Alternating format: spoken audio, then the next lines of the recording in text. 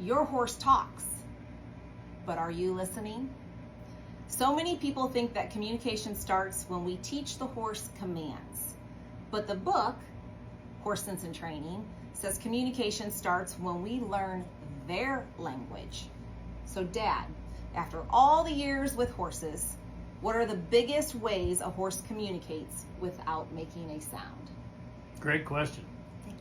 Whoever put that in there, great question. Bottom line is a horse is communicating and reading you before you ever get in a stall, put them in the wash bay, try to saddle them, try to lunge them, try to do any of that. That horse read you when it could see you coming into the barn. Or smell you. Yeah. It recognizes tone.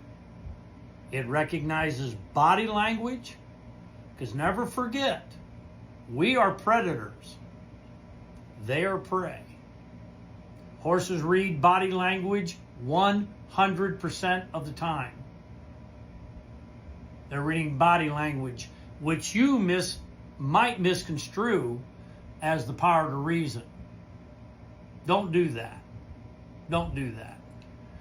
If you're not aware of your body language and handling your horse, if you walk up to it aggressively, if you've had a bad day at the office, if you've had a bad day with the kids all day, cooking, cleaning, dealing with the kids, and you're irritated, best thing you can do, stay away from the horse. Because they will read that, and they don't understand that. They don't know you had a bad day at the office, nor do they care. But they care about the after effect. If you become aggressive with them, yesterday you lunged them for 20, 30 minutes, whatever you do, and today you're lunging them with a lunge whip, they're certainly going to recognize that. So they're reading your body language 100% of the time. Even when our mind is detoured somewhere else, they're still reading you because you are within their zone. They can feel your heartbeat from about 20 to 30 feet away. Before you ever get close to them, they know that you're either on tilt or you're nice and calm. You can't fake it. I don't care if you won an Academy Award on a movie. You cannot fake that to a horse. You might to another actor, but not a horse. They are experts. I would say we have, in the showing aspect, that's one of the biggest misconstrued things. Yeah. Because we are always telling clients, relax, make this look easy, pleasurable, fun. But inside their heart's about to burst out of their chest and they're trying to put a Cheshire cat smile on their face. Well, guess what? The horse absolutely knows that you are not relaxed. You're probably not having a good time. So you have to learn how to metabolize that and fix it from there. Yeah, I don't know how many times we've heard and we've seen, and I don't mean to over-exaggerate this, but from our position as instructors in the middle of the ring watching the riders, we get one of these. I don't know why my horse won't relax.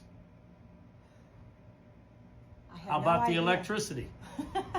All right, so let's pinpoint horse body language just a little bit more. So I'm going to give you a scenario. You're going to tell me what they're thinking. Okay. All right. So tell me what the horse is saying when a horse walks away when you approach it. You were too aggressive. And it has learned to walk away via programming on what you've done day after day after day after day. They're not using the power to reason, going, no, no, no, no, they're going to ride me again. That does not happen. That is not in their mindset. I promise you that. What is in their mindset is that because of day after day after day, you walk out in the paddock or the pasture or even in the stall, you take the halter or the lead rope, you put it on them, and then you take them to work. Okay? That's what they understand. You just programmed them. A, B, C, D, E. That's called training. That's what we're talking about here in Horse Sense and Training.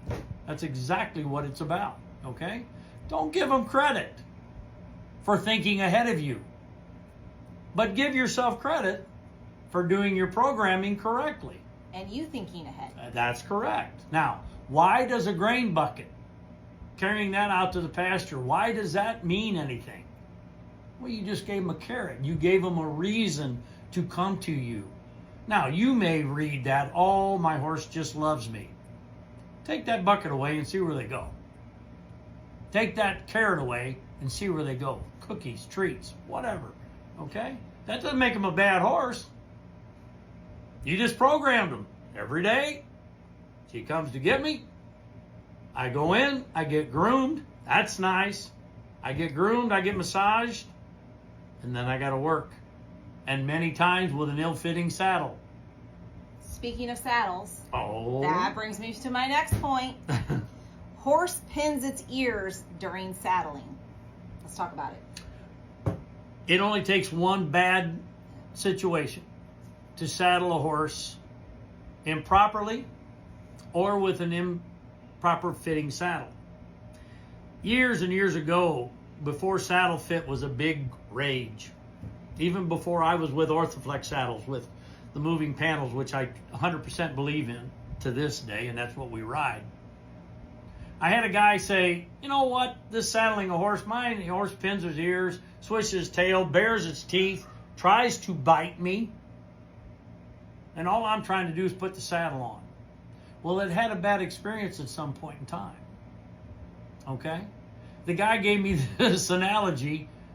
Use it if it means something to you. Sometime lay down on your living room floor and have your friend, your wife, your spouse, whatever, take an old toilet seat that's been sanitized. You're laying on your stomach, put that toilet seat in the middle of your back, and now get up on all fours and have your friend duct tape that baby to your abdomen, to your middle, to your core. Okay, snug it up. Go ahead. All right, lay back down. Now have that person sit on that toilet seat on your back.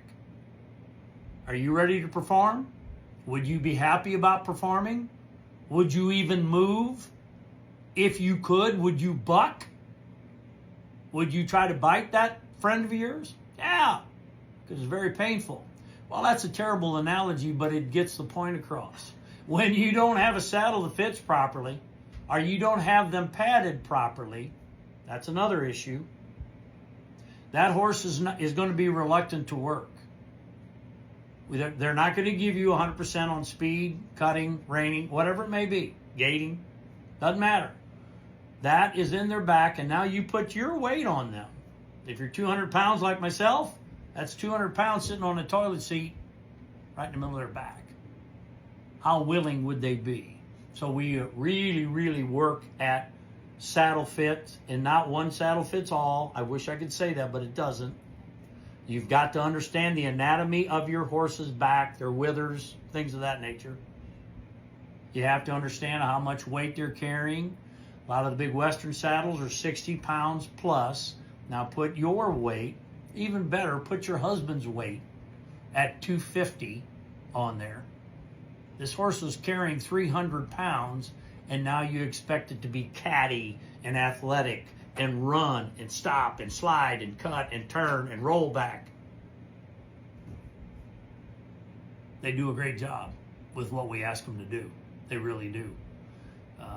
But you have to be aware of all those things. That body language, when you put that saddle in there, a lot of times it starts with just a saddle pad. Yeah. Because they know what's coming next, and that's the saddle. And then we go tightening that girth up and sucking them in, okay?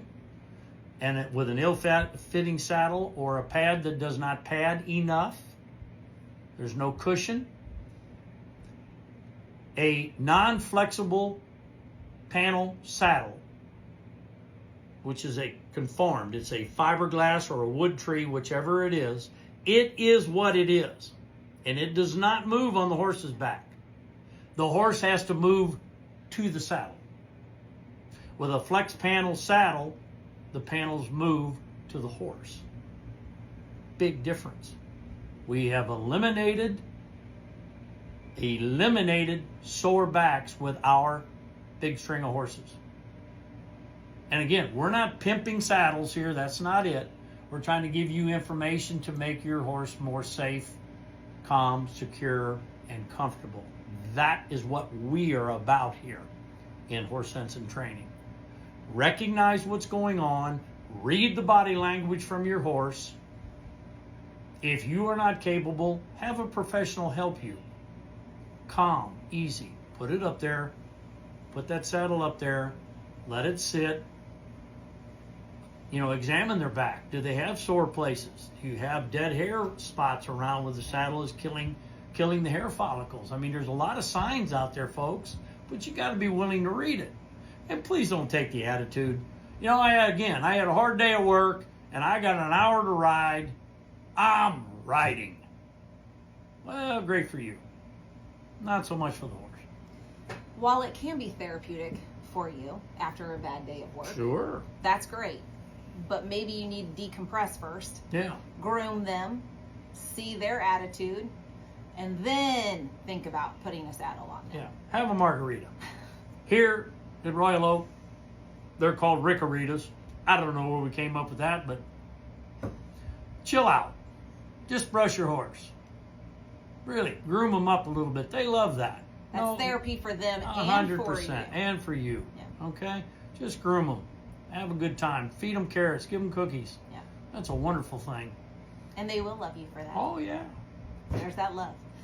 Speaking of love, like, share, comment, subscribe. Until next time.